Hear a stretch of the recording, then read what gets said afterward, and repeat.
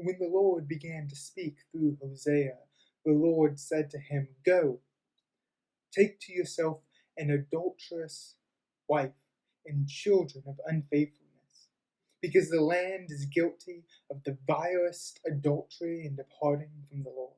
The book of Hosea starts with Hosea symbolically living out the relationship between God and Israel, with Hosea representing God and Gomer, the adulterous wife, representing Israel. Hosea uses his situation to speak out about the sins of Israel and the punishment that will come from Israel's unfaithfulness. But scattered throughout the judgments are sections of God's love for Israel. Israel is called to return to God and to live once again in covenant faithfulness. Hosea focused on the unfaithfulness of Israel. Hosea first uses the example of an unfaithful wife to describe Israel. Her many lovers represent the many false gods that Israel had begun worshipping. She starts to attribute all the good things from Hosea to her lovers, just as Israel was beginning to attribute all the good works of Yahweh to the false gods. Her blessings are stripped away before she returns to Hosea and he shows her love. This mirrors the time of punishment for Israel before they return to God and once again feel God's love and blessings. As the symbolism changes, the theme of unfaithfulness remains. The image of a court is conjured up as Hosea says, "Hear the word of the Lord, you Israelites, because the Lord has a charge to bring against you who live in the land. There is no faithfulness, no love, no acknowledgement of God in the land. Israel is failing to live as a holy nation in alignment with the righteous ways of God. Instead, they mix with the false gods of other nations, and soon their actions follow in suit with the worship. There is only cursing, lying, and murder, stealing and adultery. They break all bounds, and bloodshed follows bloodshed. The unfaithfulness of their worship leads to the unfaithfulness of their actions. They begin to live like the other nations whose false gods they had begun to worship. Because of this, the land mourns.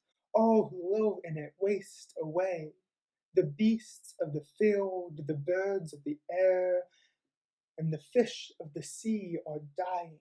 The unrighteous living of the Israelites impacts every part of the world, even the creatures around them. Because they have rejected God and the righteous ways of God, they are rejected as God's people and no longer receive the blessings of God. At the end of the book, God reminds the Israelites that their blessings and fruitfulness come from God. God says, "I am like a green pine tree. Your fruitfulness comes from me." But Israel chooses to stop living in the righteous ways of God. They choose to remove themselves from the presence of the life giver.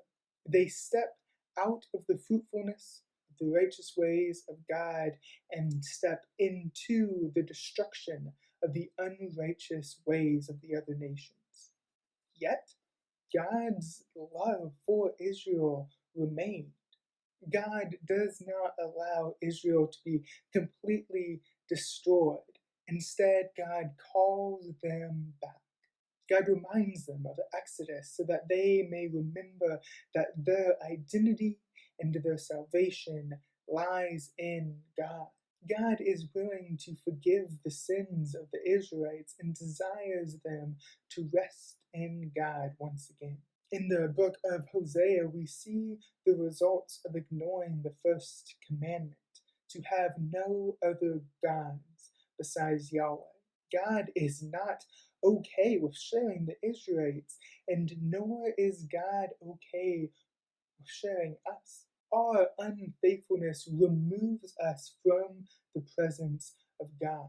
When we choose to prioritize money or power or relationships or the self over God, when we choose anything over God and the righteous ways of God, we choose to remove ourselves from the presence of God.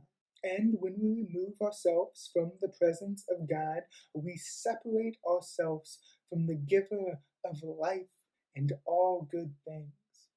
Yet, even in our unfaithfulness, God's love for us remains.